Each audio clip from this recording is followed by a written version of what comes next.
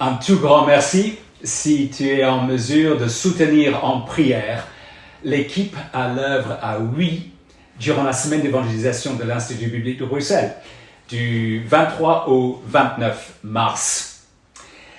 L'apôtre Paul remercie Dieu pour les Philippiens parce qu'ils sont engagés dans l'œuvre de l'évangile du Christ. Il parle de sa joie en raison de leur collaboration continue dans l'œuvre de l'évangile. Qu'est-ce que cela veut dire dans la pratique?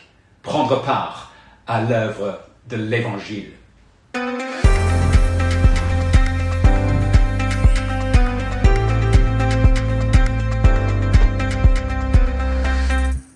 Que faisaient les Philippiens?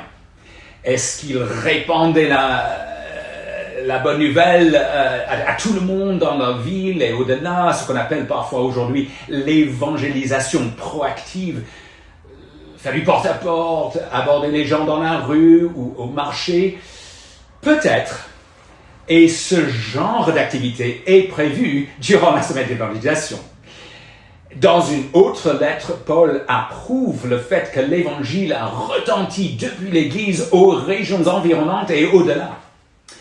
Mais en fait, ce qu'on sait à partir des données de cette lettre, c'est que les Philippiens ont participé à l'œuvre de l'évangile sous diverses formes, pas forcément en annonçant eux-mêmes l'évangile, mais certainement en soutenant ceux qui le faisaient, notamment Paul lui-même. Leur soutien se manifestait par la prière et par des dons financiers. Ils ne sont pas tous doués pour l'annonce de l'évangile dans la rue, mais c'est une caractéristique normale du croyant en bonne santé d'avoir le même souci que les Philippiens, le souci de promouvoir l'œuvre de l'évangile. Donc, lorsqu'il y a un effort particulier pour propager l'évangile dans le cadre de l'Église et toi, tu es engagé, est-ce que tu es à l'œuvre? Qu'est-ce qu'il y a à faire? Prier, notamment pour les orateurs, préparer les affiches, la pub, diffuser les informations en ligne, inviter les gens de l'extérieur, acheter des aliments, cuisiner, faire la vaisselle, réserver la salle, préparer la salle, accueillir les invités, aider au plan technique et pour l'installation, donner de l'argent pour financer tout cela. Le moment où je m'engage envers le Christ, je m'engage envers l'évangile du Christ.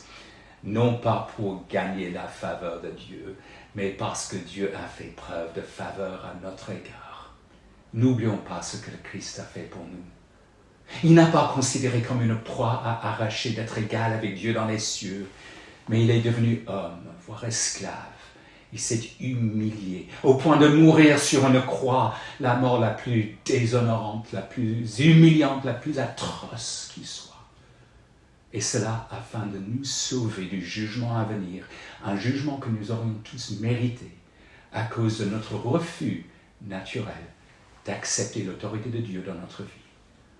Oh, par la suite, Dieu le Père a donné à son Fils le nom qui est au-dessus de tout nom, vivement le jour où tout genou fléchira devant lui et toute langue confessera qu'il est Seigneur, à la gloire de Dieu le Père.